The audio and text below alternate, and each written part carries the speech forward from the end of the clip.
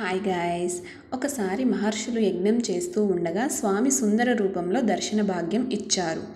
తిరుమలగిరిపై కొందరు మహర్షులు భగవంతుని అనుగ్రహం కొరకు హోమం చేయసాగారు. ఆ యజ్ఞం కొనసాగించే సమయంలో నారాయణుడు భార్యా సమేతుడై అక్కడికి విచ్చేశారు. మహర్షుల దగ్గరికి వచ్చారు. అక్కడ మహర్షులు శ్రీ వెంకటేశ్వర్ల స్వామివారు ఎలా కనబడ్డారో తెలుసా? ఆ సుందర రూపం చూడడానికి వాళ్ళ 2 కళ్ళు చాలలేదు.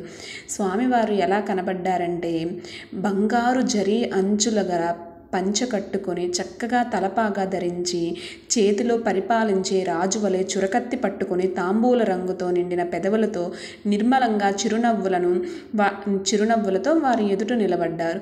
స్వామి వద్ద నుండి కస్తూరి సుగంధ బహు పరిమళంగా వస్తుంది. స్వామివారు కళ్ళు తామర పువ్వుల వంటి పెద్ద కళ్ళు కలవాడు. శంఖం వంటి పెద్ద మెడ కలిగి ఉన్నాడు. గొప్ప భుజములు కలవాడు. బంగారం లాంటి జంధ్యం ధరించి ఉన్నవాడు.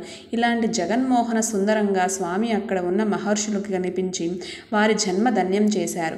ఆ పరమాత్ముడు అలా కనిపించాడు. మీరు ఒక్కసారి మీ మనసును లగ్నం చేసి ధ్యానం చేయండి.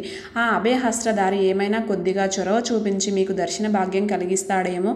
ఓం నమో వెంకటేశాయ. నా వీడియోస్ కానీ నచ్చితే please like, subscribe and comment. Okay, bye.